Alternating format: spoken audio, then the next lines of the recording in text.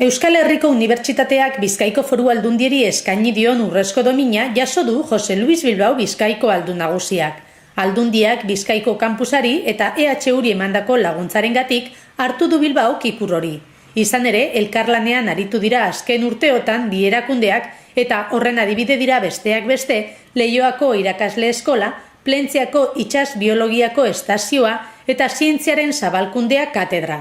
Horrela bada, bikaintasuneko laguntzailetzat dute foru erakundea hezkuntza zentroko arduradunek. Gainera, Jose Luis Bilbaok iragarri duenez, laguntza hori etorkizunean ere mantenduko da, foru politikak eremu guztietarako duen batzeko erein filosofiaren parte baita.